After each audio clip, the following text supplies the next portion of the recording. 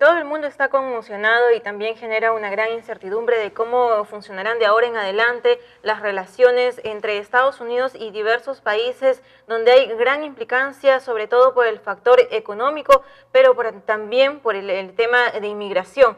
Para hablar sobre estos y otros aspectos de cómo quizá puede influenciar, y de todas maneras lo va a hacer, que Donald Trump sea electo presidente de Estados Unidos en los demás países del mundo. Vamos a conversar con nuestro invitado de hoy, el Gerardo Cayoma, quien es analista político. Buenas noches, bienvenido a Pau Noticias. Gracias, buenas noches. Nos ha agarrado por sorpresa a todo el mundo esta designación, esta elección, en todo caso, de Donald Trump. Todos los países se preguntan por qué Estados Unidos lo ha elegido. ¿Por qué considera usted? Bueno, hay varias cosas importantes que hay que recalcar aquí. Creo, un voto escondido, que como ha pasado en muchos países últimamente, producto quizá de este trabajo que se ha generado por desmedro de la democracia como tal, la partidocracia en general, ha permitido que una persona que, como bien dicen en la información, ¿no?, como Trump, que no ha tenido ninguna formación política en cuanto a partidos, de pronto haya crecido. Y esto lo vemos en todos los países, ¿eh? Creo que era un voto escondido, y ese voto escondido es el que ha dado el espaldarazo que necesitaba nuestro amigo Trump para poder subir al país más poderoso del planeta. Y refleja también de que, como bien dicen, no solamente en Estados Unidos, sino en todo el mundo ya están cansados de los políticos tradicionales. Y darle la espalda es, pues, votar por una persona tan excéntrica como Donald Trump, que quizá también lidera los intereses o la forma de pensar de los norteamericanos. Sí, justo estaba recordando un poco las teorías que en algún momento dijo un presidente del inicio del siglo XX, Roosevelt. En ese entonces él había hablado de la teoría del Big Stick, que había que tratar a los vecinos con un gran garrote, y esa era la idea, el concepto un poco del self-made man, del hombre hecho por sí mismo y que quería en cierta manera expandir sus intereses.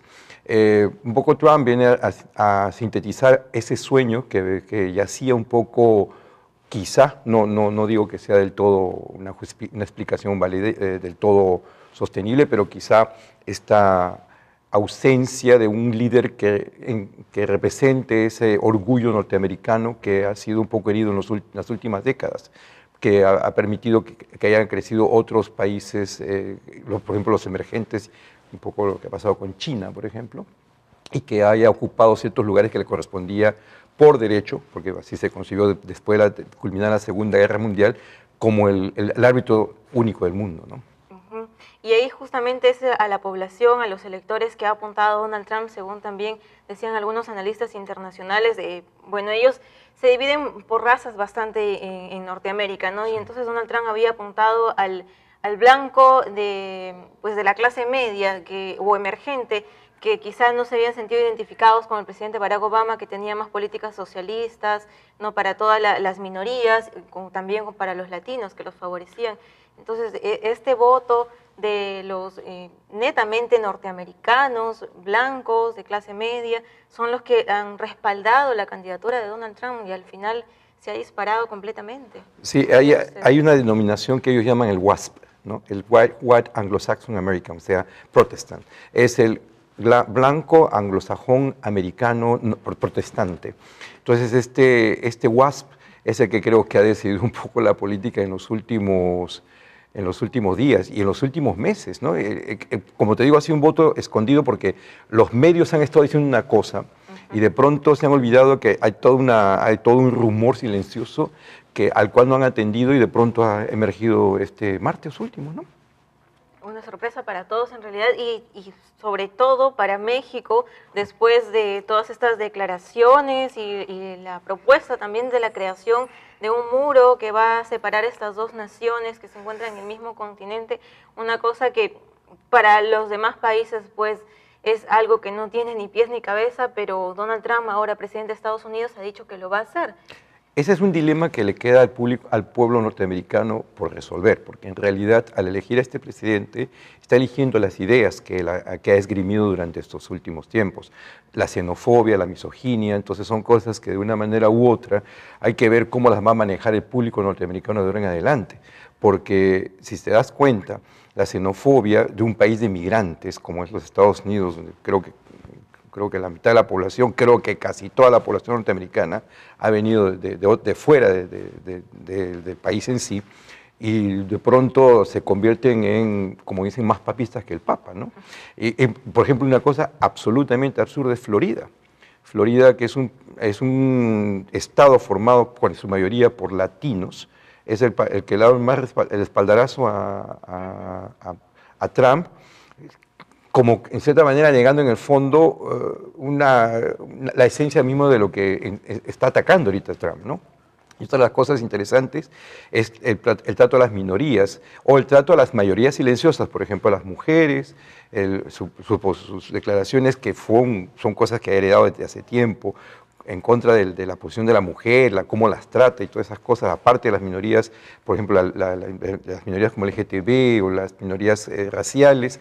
Ese es un grave problema que en cierta manera va a estar latente y que en los años 60, cuando estuvo Johnson, por ejemplo, comenzaron a surgir y hubo los famosos riots o los famosos incendios, saqueos que asolaron a muchas ciudades negras de los Estados Unidos como Detroit y también afectaron a Los Ángeles en los años 80. O sea, estas cositas podrían volver a surgir si es que no se actúa o que Trump lleva a cabo esa política y los norteamericanos no van a tener la capacidad para poder controlar a un presidente que, si él se siente muy triunfador, puede desbocarse en algunas decisiones que él tome, ¿no?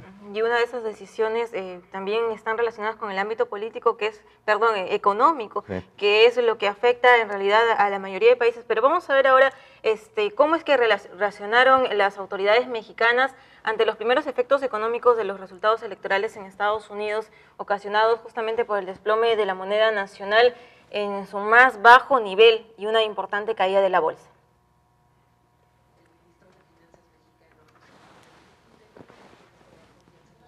Dime. ¿Qué? La que sigue.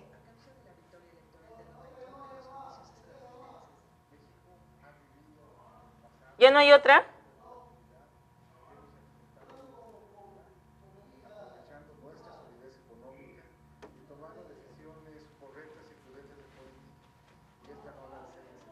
El peso mexicano se derrumbó hasta un mínimo histórico y el miércoles se cotizaba en 20,22 unidades por dólar contra el cierre de 18,64 del martes debido a la amenaza de una revisión al Tratado de Libre Comercio de América.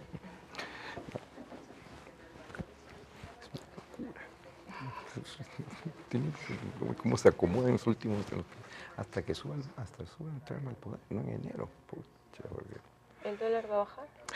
Está fluctuante ahorita, pero el problema es México. Por interesante, porque revisan el NAFTA, causó el famoso efecto tequila, que tiró abajo la economía mexicana.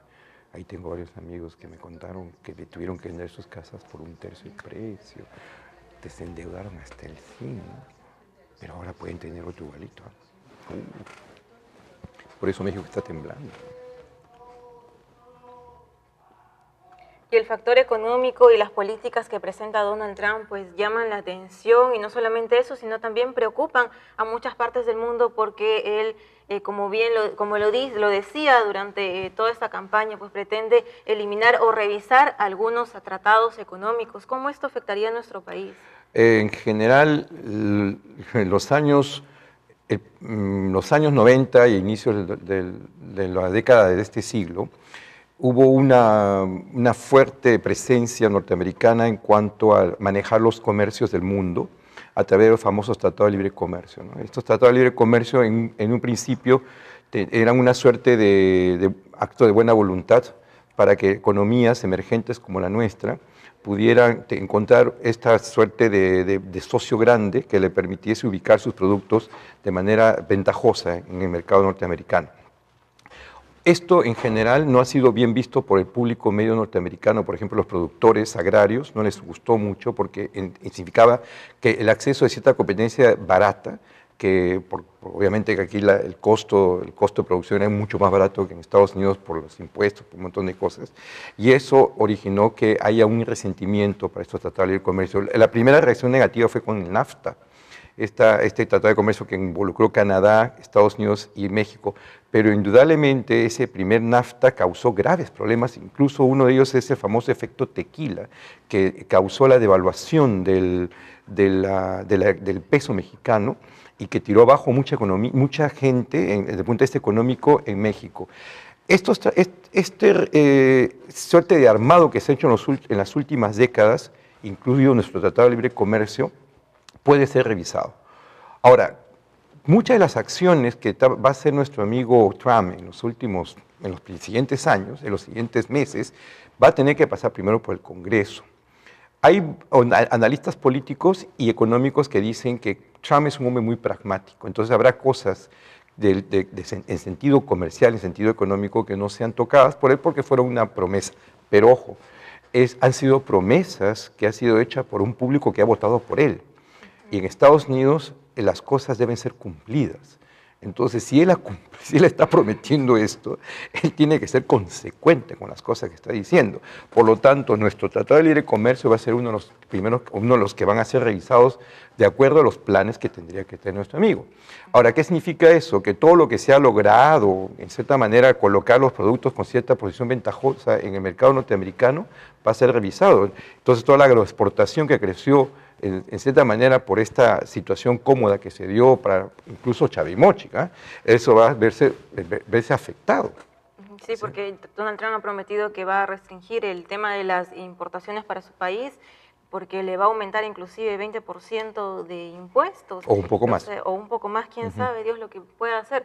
Entonces todos los países que exportamos nuestros productos para allá, pues nos vamos a ver afectados, van a captar menos. Y hay otro tema importante también del medio ambiente. Él tiene políticas desastrosas respecto a ese tema. Sí, en realidad, es que mucha gente en Estados Unidos... Va a impulsar el petróleo, claro, eliminar las energías alternativas. Sí, la idea es que también hay una gran economía que se mueve en torno a estas petroleras y a estas fábricas que han generado este tipo de energía, que incluso los vehículos y todas esas cosas, significa transformar muchas cosas que se han generado en torno a este clúster, que vendría a ser todo la producción petrolera. Porque tendrías primero la necesidad de cómo puedes retener, por ejemplo, la energía solar. Energía solar, ¿cómo la puedes controlar si es un bien libre? Entonces, eso no le conviene. No les conviene, por un lado. Y la otra es que, de cierta manera, es una forma también de dominio, de control.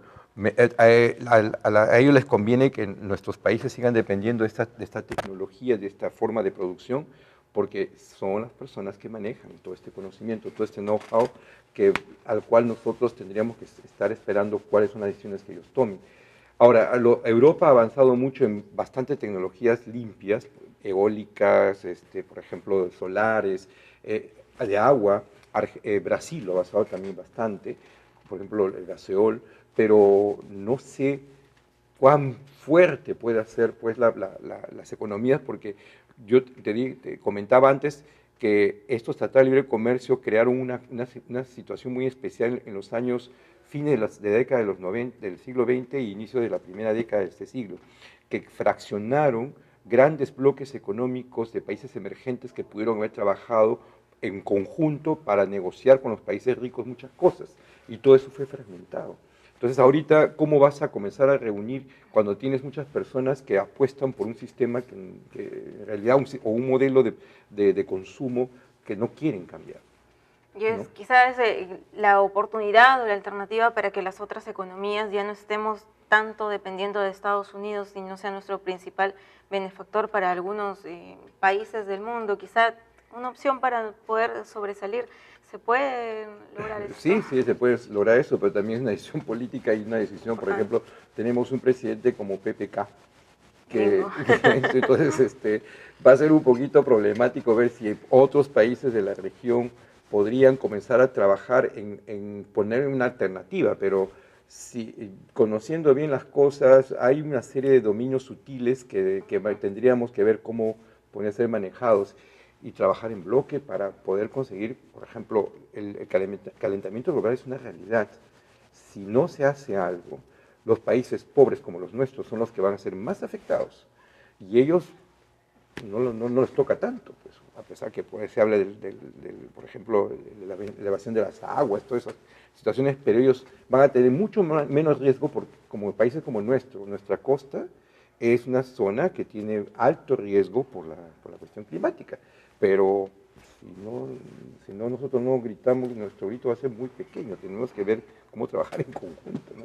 Así hay muchos temas que quedan pendientes respecto a las propuestas polémicas también de Donald Trump, pero lamentablemente el tiempo se nos agotó ya hace minutos atrás, inclusive. Muchas gracias por haber estado aquí. Gracias a ustedes.